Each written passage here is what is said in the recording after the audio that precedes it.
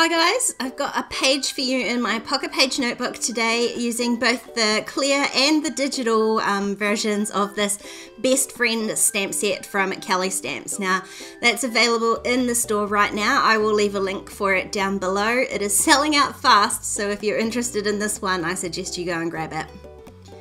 I'm just starting with a full page photo of me and Lil, and I have just printed this one just on regular old printer paper. I don't often print my full page photos on photo paper, one because photo paper is expensive, but it's also much thicker than regular paper, so it would definitely make these books super bulky. Printing it on regular paper does tend to make the photo a little bit duller looking, so that's the trade-off. Once I trimmed that down and, well, stuck it in and trimmed it down, and I'm going to work on the left hand side here, and you'll see that I'm leaving the pocket page in the middle clear for now because I've got a couple of different techniques to show you today. So the first is I am going to do some repeat stamping. Now I didn't want to stamp straight onto the onto the paper page because I've got a clear spot on the page behind it, so the stamping would show through. So I have trimmed down an extra piece of paper, and I grabbed two different colored mint inks that I had just to see which one I liked better to match my photo.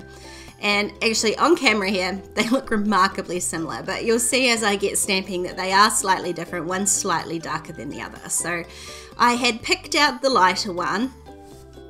They both have the same sort of formula. One was a Beautiful Mess ink and one was a Color Theory ink, and I'm very sure that they're probably made by the same people. So both of them dry considerably lighter than what they are stamping. So I had picked out this lighter one and just started repeat stamping, but as I was going I decided it was looking a tiny bit dull. So what I thought I would do is, instead of stamping this whole page with this lighter ink, I would start adding in just randomly some of these darker ones. So I have done 3 rows of the light just on its own, but you don't really notice that. So that's my first tip for you today, is I think if you do this repeat stamping technique but vary the color of ink, I mean, you can always do different colors as well, but I just like that slight subtle difference of having one that's just slightly darker or just slightly lighter.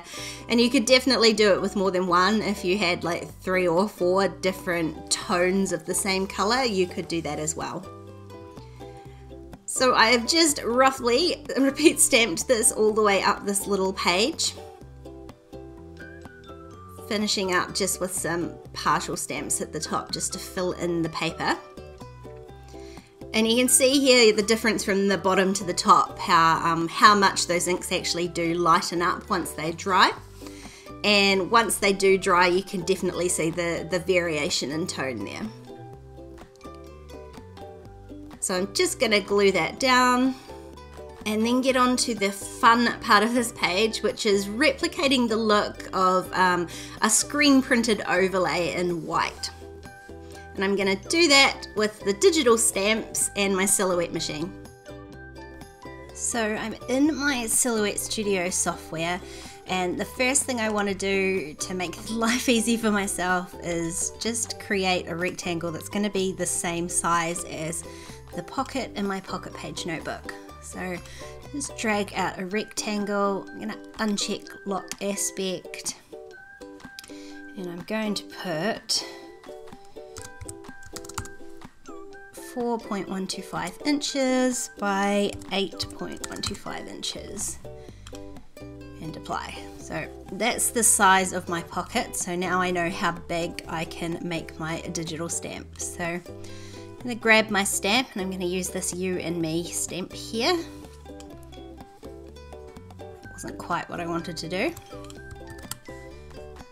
Don't want to drag it into the rectangle. I'm just going to drag it off to the side here.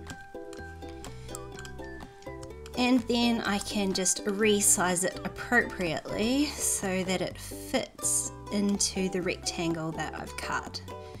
And I do want it to be reasonably large, but I do just want to leave just that little bit of gap on either side. Now it's giving me a warning that it's low resolution, but that doesn't matter because I'm not printing it. I'm going to select my trace tool and select trace area and just drag that over the stamp. Now the issue that I'm having here is that it's also going to trace the little rectangle that I've done. So I'm going to cancel that and delete my rectangle now that I know that's the right size, and then I can go ahead and retrace this. Uncheck high pass filter and trace. Now I can just select the background here and delete the stamp, and that gives me my cut file for the you and me that I want to cut.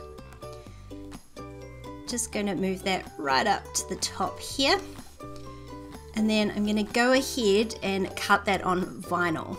So I'm going to go to my cut settings and select Silhouette brand vinyl because that's what I'm using, and then make sure that my blade is set to 1.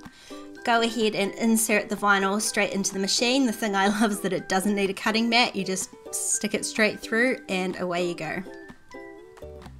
So I will send that to my Silhouette and then see you back at the desk.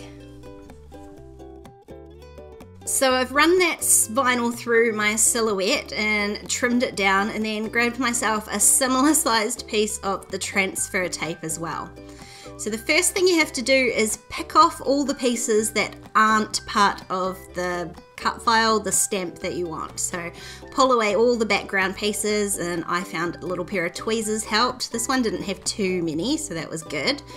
So you can see that now, finally, the you and me. And then you want to peel off the transfer tape and just stick that down onto the cut file that you've made, the transfer that you've made. Now I did make a mistake here. This is the second time I've used this transfer tape, and I would not suggest doing that. It clearly loses way too much stick doing it twice, so only do that once. You can see I'm really having to press that vinyl onto the transfer tape there. But you see it picks up your vinyl design. And before I stick that down, I just want to make sure that my pocket's nice and straight. So I'm just going to clip that down and then press that vinyl onto the pocket page. And then you can just carefully peel away your tape, just making sure that you really do press that vinyl down nice and hard. And then it is stuck onto your pocket. And I just love this effect. You could totally replicate the same thing by adding the digital stamp to your photo before you printed it, but I really love the look of this having this overlay that shifts around on top of the photo. I hope you'll give this technique a try. I'm totally obsessed with it. I've done it a few times now, and I don't plan on stopping anytime soon. If you enjoyed this video, please give it a thumbs up, and don't forget to subscribe to my channel if you haven't already. There's a couple more videos on screen if you want to keep watching. Otherwise, I'll see you next time. Bye!